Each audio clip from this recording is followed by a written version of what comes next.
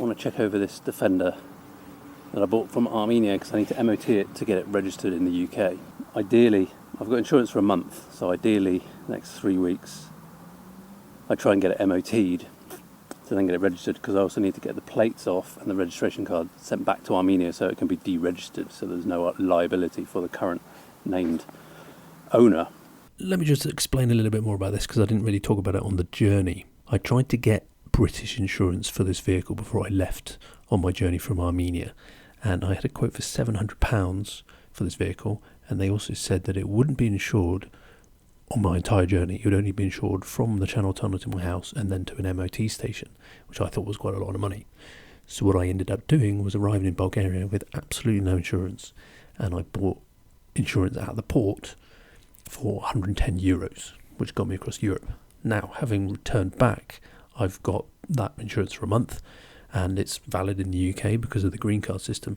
I don't want to have to pay out £700 to insure this vehicle on the road just yet. So I'm trying to get all the work done and get it MOT'd whilst it's still on the Bulgarian insurance, and then later on, when I actually have plans to put the vehicle on the road, I'll get insurance for the road. Steering box definitely needs doing because that's leaking like a bugger from the sector shaft. The only other things, electrics seem all good, although I've got to fix the headlight switch.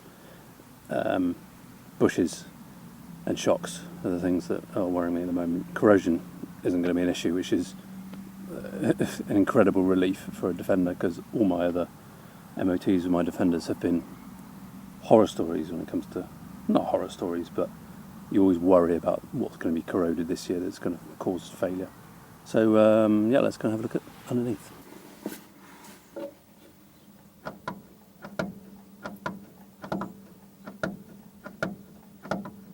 There's quite a lot of play.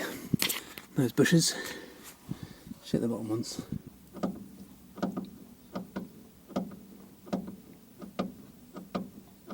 Let's try the right hand side.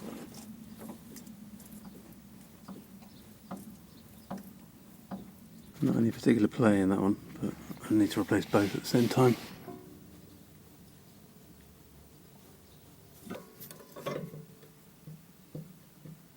You can create a bit of lateral play in that. Bushes will need replacing. You never want to do that at some point, but it's whether it's an MOT fail or not. I think that will be. The top one on the other side will be. I think these lower link to chassis are okay. The A-frame.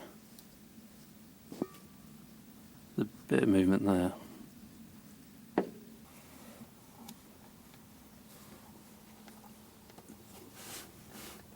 I'm going to say no play on the A-frame ball joint. That one's alright. Check these bushes, they're all okay. Radius arm's okay. There's movement because the bushes are soft and old, but okay, that's definitely got play in it though. Anti-robot.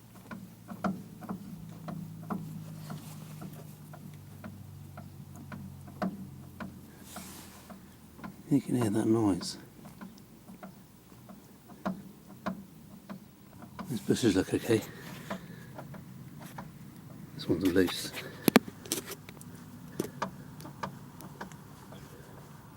That needs doing.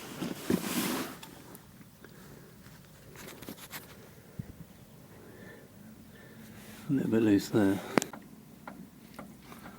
That looks okay. Well, I'm going to have to replace these, I think. They'll probably be fail. I think that noise actually is fuel sloshing about. Axle number. Have you ever seen an axle number on a Defender in the UK that was legible? I think the front discs are way down. There is a lip on there. You can see these little bits. The pads have got meat on them.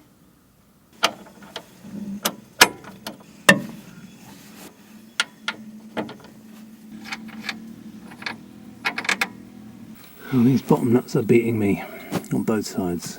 I've rounded the bottom here. The boa strap wrench doesn't get any grip enough for the nut. That is on there bloody tight.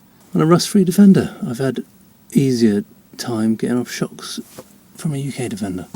Such an awful design, these shock absorbers. So a few days later, I managed to get the nuts off, and on both sides. And what I mean, you can see these are these are a bit greasy up here. They're probably on the way out. But the bush down the bottom here, one of the bushes down the bottom here, was knackered. And the tool that allowed me to get that nut off was my new toy propane torch, plumber's kind of thing. Cost about 60 quid, but that got both the nuts off. It melted the plastic out completely. Took about 3 attempts on both sides. The other side, it came out quite easily once it was hot and the plastic melted out. This side took a lot more effort, but oh, that's a beauty. That's amazing. I wish I had this last year when I did the front one on my other Defender. The other side had the correct nut, and the washer was on the wrong way round, so meaning that the convex side was facing out towards where the camera would be. And that's a classic way. I see that so many times on fleet vehicles, because that feels like the natural way to go. They put the flat clamping force of the washer straight against the bush, but it needs to be convex to allow the bush to wiggle and articulate, so you end up with snap shock absorbers, aka look at what's happened here. These have been welded up. It happened in my Defenders in Belize as well. The classic scenario is this being on the wrong way around. This one's on the right way around, the other one was on the wrong way around, but this has got a castellated nut on here, which is definitely wrong, because there's no hole for a pin to go through on this threaded section of the bracket.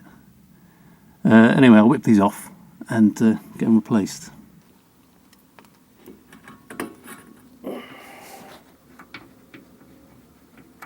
Oh, look at that slide off.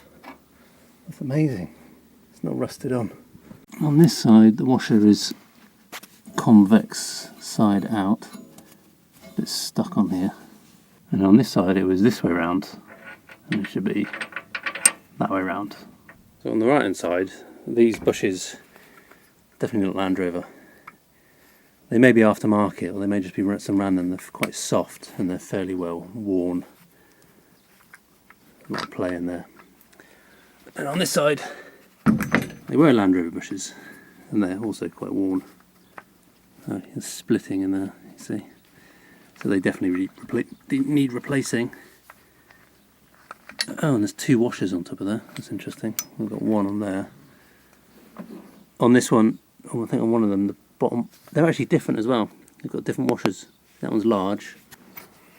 That one's smaller and thinner. This is the top. You can see how it's been welded and slightly wonky. These are probably the original shocks, to be honest. That one's alright actually. I've tested them, they do go in and out. This one from the right hand side's got a bit of oil around it. The other one's pretty dry. They are working, but the bushes need replacing, and they're kind of buggered because of up here. They haven't got the cover on them. And this one's kind of oiling. Anyway, even though it does appear to work. So, I've got some nice new genuine ones to put on. And here they are. Here are the new take-off shock absorbers, which I've had stored probably for about 9 years or so. All genuine bushes, genuine washers, etc. They'll be nice to go on. So I'll be interested to see. I've stored these compressed so that the shaft isn't exposed during that time. You can see they're tied together. I'll be interested to see how they compare to these ones.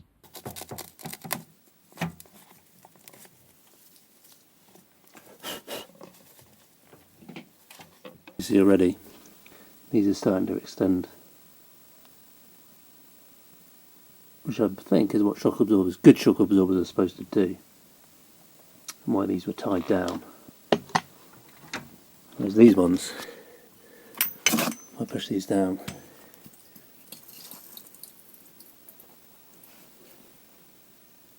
they stay down, and they change there. And then one goes that way. So the convex sides go towards the bush.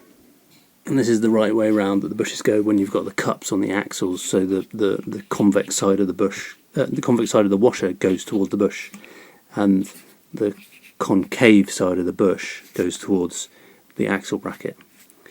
So what we've had the bushes the right way around. We've had 2 washers up here on this side and then the completely wrong washer there. And on here we've got the correct washers. They're identical and they're identical, but the wrong bushes. So yeah, nice to be getting this sorted.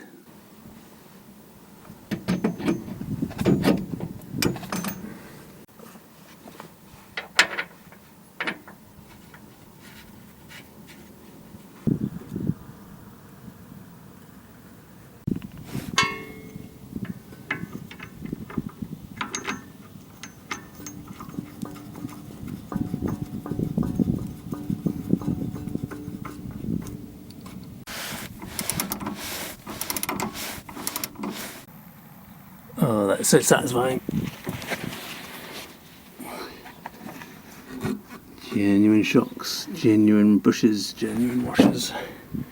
And now this thing, really hard to push up.